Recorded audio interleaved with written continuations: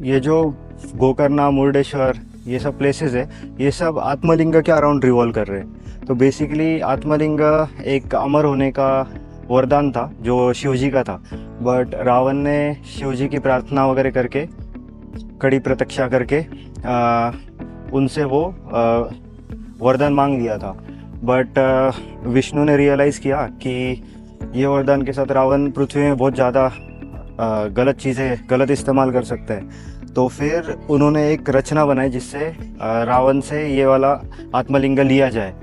तो वरदान देते वक्त शिवजी ने कहा था, जब तक मतलब डायरेक्ट आप लंका जाने तक ये आत्मलिंग ज़मीन पे मत रखना, वरना ये चला जाएगा। तो विष्णु ने जो अपना रावण था वो शिवजी का बड़ा भक्त था, तो वो हर इवनिंग का उसका रिचुअल रहता था कि जिसमें वो शिवजी की प्रार्थना करता था।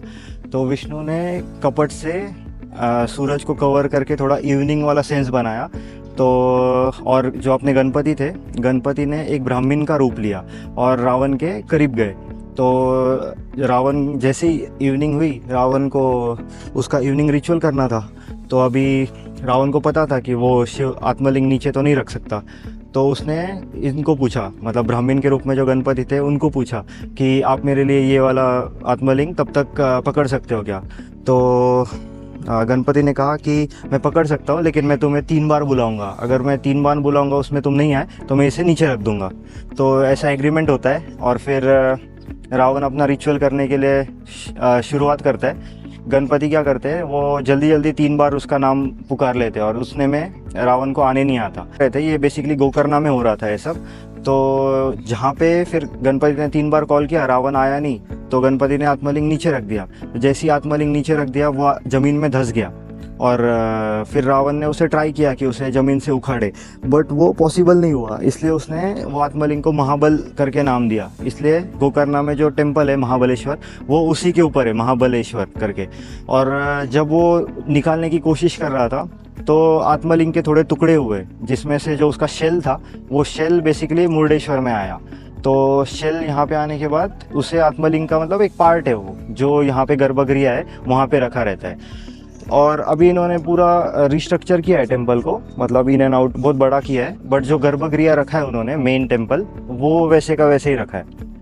बाकी उन्होंने अभी ये एज अ टूरिज्म थोड़ा सा इसको रिकन्स्ट्रक्ट वगैरह करके बड़ा किया है। तो ऐसा कुछ इसका स्टोरी है। हमारा स्टे मंदिर से काफ़ी नज़दीक था, तो मैंने डिसाइड किया कि चल के ही जाते हैं मंदिर की तरफ। अराउंड 400 मीटर्स पे था। ये रिक्शा स्टैंड है। अगर आप मुर्डेश्वर रेलवे से आते हो तो आपको रेलवे स्टेशन पे रिक्शा मिल जाते हैं 100 रुपीज़ पर पर्सन, या फिर अगर ग्रुप में आते हो तो पर रिक्शा। तो यहाँ पे आपको ड्रॉप करते हो। यहाँ से मंदिर देखो, आपको आगे गोपुरम दिख रहा है ना, तो वॉकिंग डिस्टेंस पे। मुर्डेश्वर में हमें खाने के लिए अच्छे ऑप्शन मिलते हैं काफ़ी, और रहने के लिए भी बहुत ऑप्शंस है। ये स्ट्रीट है, दोनों साइड आपको खाने के ऑप्शंस, बाकी शॉप्स इलेक्ट्रॉनिक वगैरह के मिल जाएंगे।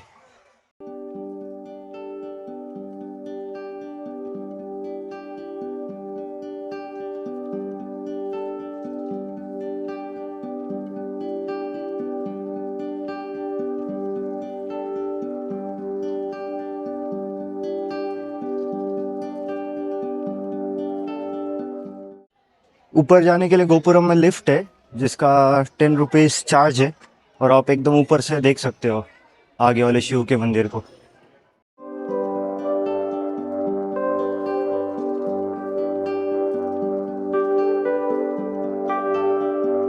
जो लिफ्ट का टिकट है वो 20 रुपीज़ पर पर्सन है। टोटल 18th फ्लोर तक, टॉप फ्लोर तक की लिफ्ट आती है।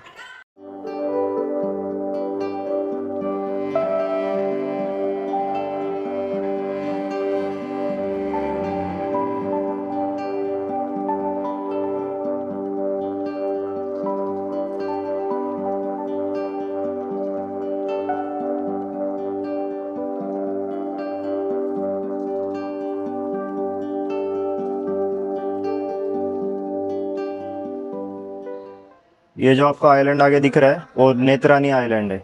वहाँ पे स्कूबा डाइविंग और स्नॉर्केलिंग एक्टिविटीज़ होती है।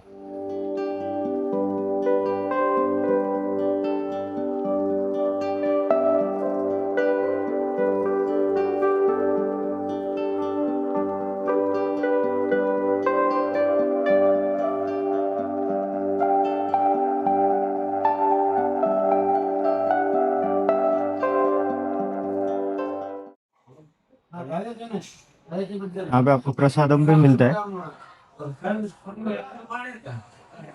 इनसाइड ऑफ टेम्पल है, एकदम अंदर वीडियो निकालना अलाउड नहीं है।